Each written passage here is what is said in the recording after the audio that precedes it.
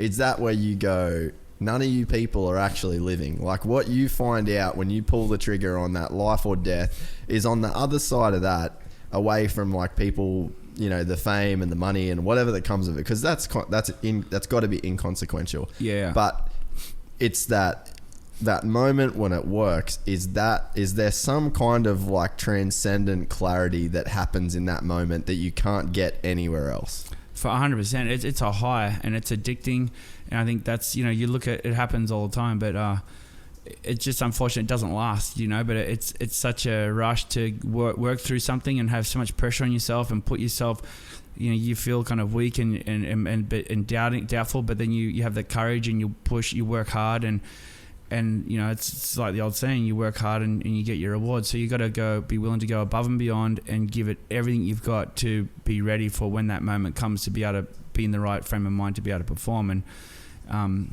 And there's a certain amount of luck to it when you're working, you're talking about, you know, things not breaking that are out of your control and stuff like that. But that all comes down to dotting your I's, crossing your T's, having the right mechanic, making the right choices, you know, keeping your maintenance schedule up, whatever it is. And, you know, whether packing a chute is packing your chute the right way or whatever, there's always some kind of, there's always many dimensions to what brings success. But, you know, even watching the Olympics recently and, you know, Shaun White getting his gold medal, it was cool just to see. I know, like, he's had a lot of doubt, you know, and obviously he's one of the greatest of all time on skateboard and a snowboard, and just to see I could just feel like how good it must have felt to him to get his gold. You know, it was pretty pumped. It would have for him. been almost like a relief as opposed to like a victory in a way, wouldn't you think? For sure. I mean, you just to overcome that storm, and it just depends what you focus on. You either give a shit about what people think about it or not, but I guess in that situation you do care, because he's probably doing it for himself, but a lot of it would be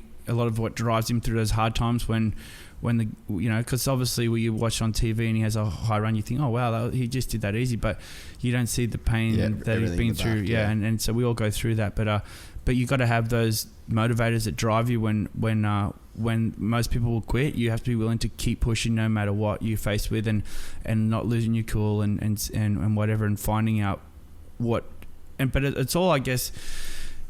You can't just do it for the high. You have to do it for that's what the I mean. growth, like, the personal growth side of it. I think it's the personal growth, and I guess at the end of it kind of brings a little bit of wisdom. But for me, I've been through it a lot, obviously, and I know that what I get out of it is that I'm happy now for the more of a chill life, and just being, you know, the stuff that I've done made me very aware of like the energetic world we live in, and whatever, and you know, I just you can't do it. I can't face those fears and do this crazy stuff all the time, because at some point you're like, I gotta take care of my kids, and I can't. I don't want to risk something going wrong, you know. And I guess it's the headspace. If my headspace had stayed in the same spot that I was in years ago, I probably could still do it. But with the injuries I've had, and you know, I've died 4 or 5 times from traumatic head impact. So, you know, I had meningitis at 16 that created. I got secondary impact syndrome.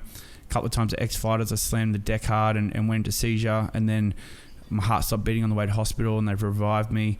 And it's happened like 4 times now that they've revived me. And last time they picked me up off the front yard off a BMX crash, and you were there, right, that day?